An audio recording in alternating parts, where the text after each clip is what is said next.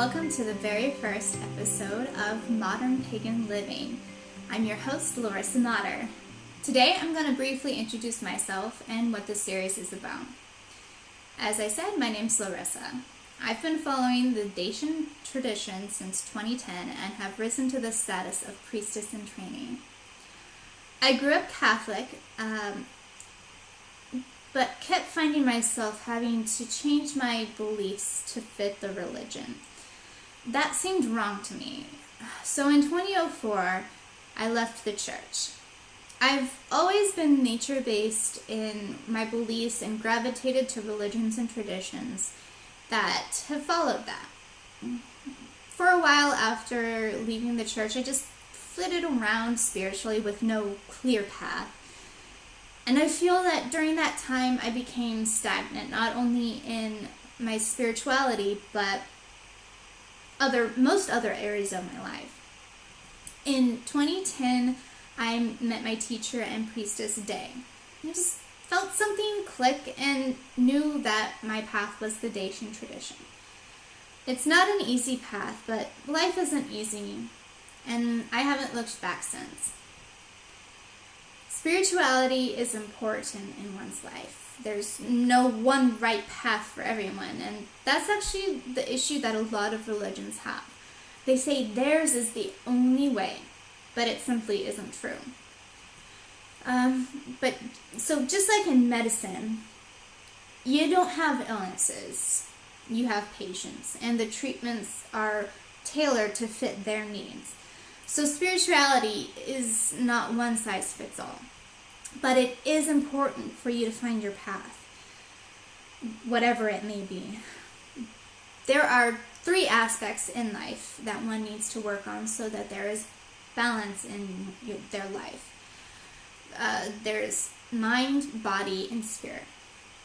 Today, the lack of work on one's spirits, just in general, really distresses me.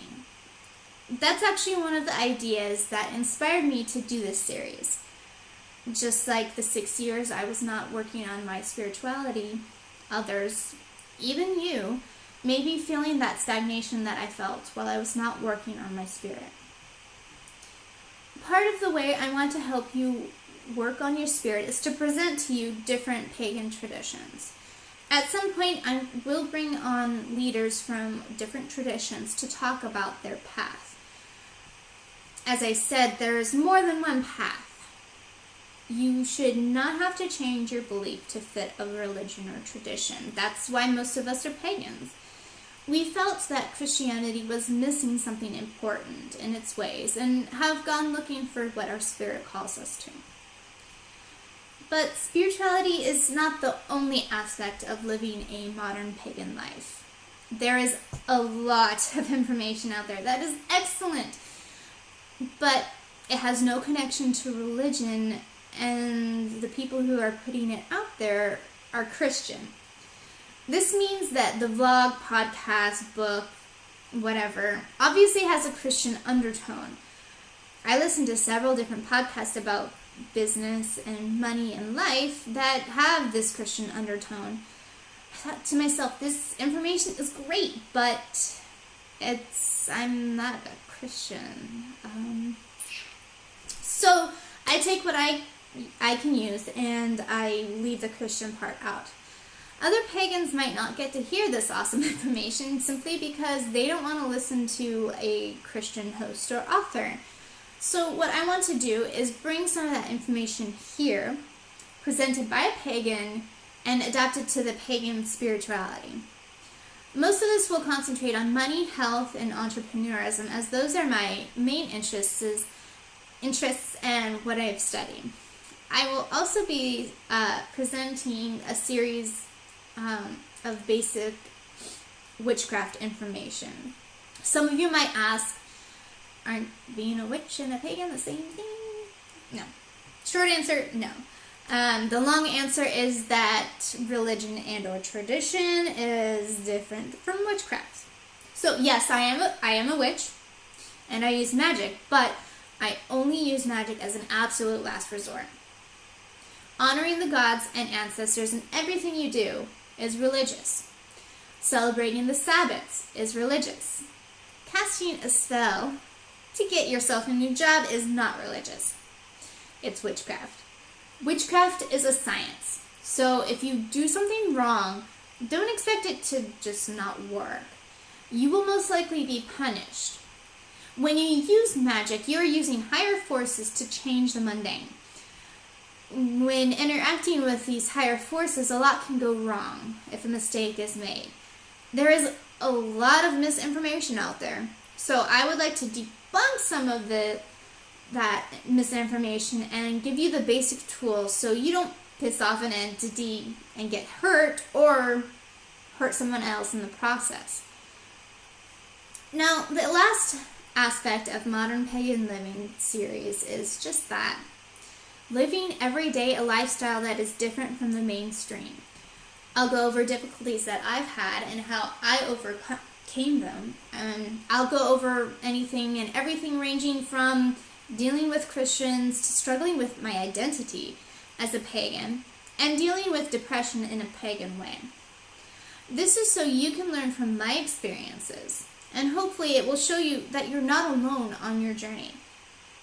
I'm also going to be upfront with you. I am going to say things that will upset you. There are some things in the pagan community that just bug the shit out of me, and I will get on my soapbox about them. For instance, different from religion and spirituality, witchcraft. In witchcraft, there is a right and a wrong way to do things. Remember, I said it's a science. A lot of pagans will actually get witchcraft and religion/tradition mixed up.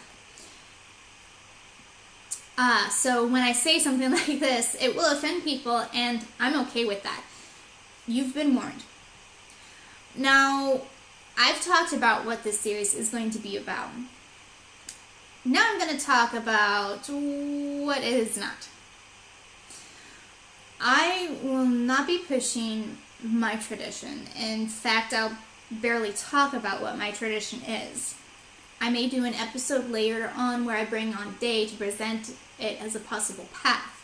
But other than that, I'm not trying to convert people. This is also not a series that is going to bash Christianity. Earlier, I said that there are many paths, and even though many of us can't relate to Christianity, it's still a valid path. I will not bash any path for that matter, for it's your path alone. This is also not a pity party for pagans. Oh, I'm so misunderstood because I'm the only pagan in my area. You can substitute pagan for a witch, Wiccan. It's not a phrase in my vocabulary, honestly. Instead, I want to empower you to stand up for your beliefs and not cower in the corner. I will also not give sympathy to those who are pagan just for attention, which is not what finding your path is about. Finding your path is so that you can find peace within your spirit and continue to grow and learn. If you're looking for a Christian bashing pity party or an attention grabbing series, you can leave now. Don't let the door hit you on the way out. If not, welcome to Modern Pagan Living.